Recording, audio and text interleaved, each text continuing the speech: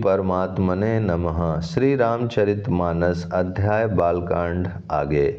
कहार करोड़ों कांवरे लेकर चले। उनमें अनेकों प्रकार की इतनी वस्तुएं थी कि जिनका वर्णन कौन कर सकता है। सब सेवकों के समूह अपना अपना समाज बनाकर चले।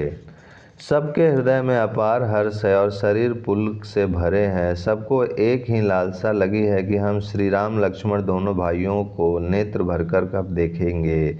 हाथी गरज रहे हैं, उनके घंटों की भीषण ध्वनि हो रही है। चारों ओर रथों की गड़गड़ाहट और घोड़े की हिनहिनाहट हो रही है। बादलों का निरादर करते हुए नगाड़े घोर शब्द कर रहे हैं। किसी को अपनी पराई कोई बात कानों से सुनाई नहीं देती। राजा दशरथ के दरवाजे पर इतनी भारी भीड़ हो रही है कि वहां पत्थर फेंका जाए तो वह भी पिसकर धूल हो जाए। अटारियों पर चढ़ी स्त्रियां मंगल थालों में आरती लिए देख रही हैं और नाना प्रकार के मनोहर गीत गा रही हैं। उनके अत्यंत आनंद का बखान नहीं हो सकता। तब सुमंत्र जी ने 2 रथ सजाकर उनमें सूर्य के घोड़ों को भी मात करने वाले घोड़े जोते। दोनों सुंदर रथ वे राजा दशरथ के पास ले आए, जिनकी सुंदरता का वर्णन सरस्वती से भी नहीं हो सकता। एक रथ पर राजसी सामान सजाया गया और दूसरा भी तेज का पुंज और अत्यंत ही शोभायमान था। उस सुंदर रथ पर राजा वशिष्ठ को हर्षपूर्वक चढ़ाकर फिर स्वयं शिव, गुरु, गौरी, पार्वती और गणेश जी का स्मरण करके दूसरे रथ पर चढ़े। वशिष्ठ जी के साथ जाते हुए राजा दशरथ जी कैसे शोभित हो रहे हैं, जैसे देवगुरु बृहस्पति जी के साथ इंद्र हों। वेद की विधि से और कुल की रीति के अनुसार सब कार्य करके तथा सबको सब प्रकार से सजे देखकर श्री राम जी का स्मरण करके गुरु की आज्ञा पाकर पृथ्वीपति दशरथ जी शंख बजाकर चले। बारात देखकर देवता हर्षित हुए और सुंदर मंगलदायक फूलों की वर्षा करने लगे। बड़ा शोर मच गया, घोड़े और हाथी गरजने लगे। आकाश में और बारात में दोनों जगह बाजे बजने लगे। देवांगनाएं और मनुष्यों की स्त्रियां सुंदर मंगल गान करने लगीं और रसीले राग से शहनाइयां बजने लगीं। घंटियों की ध्वनि का वर्णन नहीं हो सकता। पैदल चलने वाले सेवकगण अथवा पट्टेबाज कसरत के खेल कर रहे हैं और फहरा रहे हैं। आकाश में ऊंचे उछलते हुए जा रहे हैं। हंसी करने में निपुण और सुंदर गान में चतुर विदूषक मस्खरे तरह तरह के तमाशे कर रहे हैं। सुंदर राजकुमार मृदंग और नगाड़े शब्द सुनकर घोड़ों को उन्हीं के अनुसार इस प्रकार नचा रहे हैं कि वे ताल के बंधान से जरा भी डिगते नहीं हैं। चतुर नट चकित होकर यह देख रहे हैं। बारात ऐसी बनी है कि उसका वर्णन करते नहीं बनता। सुंदर शुभदायक शकुन हो रहे हैं। नीलकंठ पक्षी बाईं ओर चारा ले रहा है, मानो संपूर्ण मंगलों की सूचना दे रहा हो।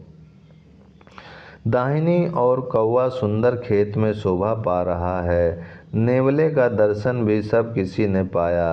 तीनों प्रकार की शीतल मंद सुगंधित हवा अनुकूल दिशा में चल रही है।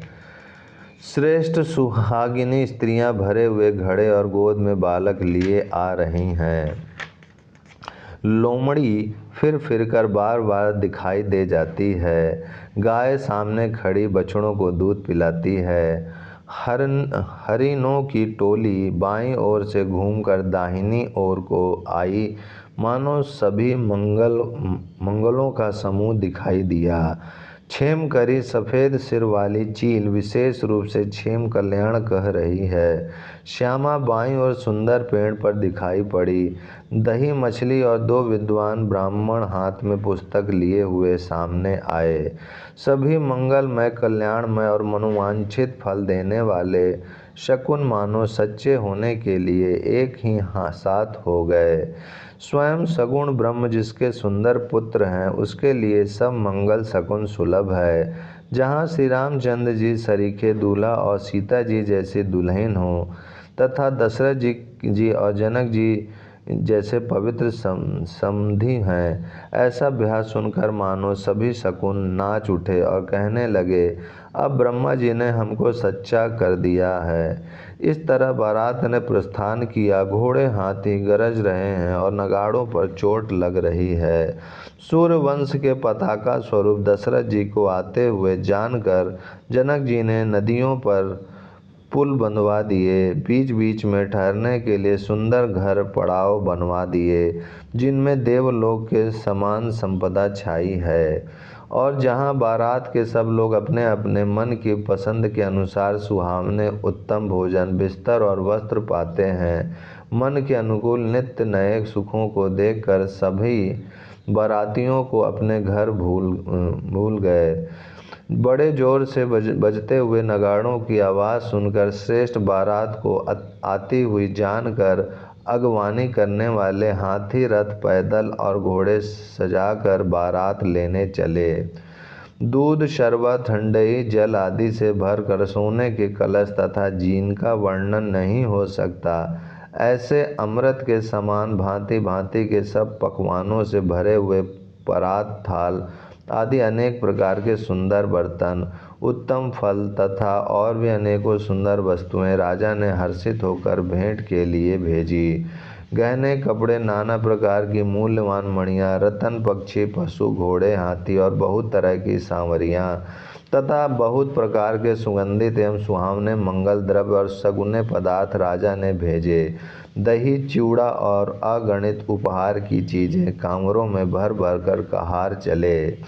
अगवानी करने वालों को जब बारात दिखाई दी तब उनके हृदय में आनंद छा गया और शरीर रोमांच से भर गया।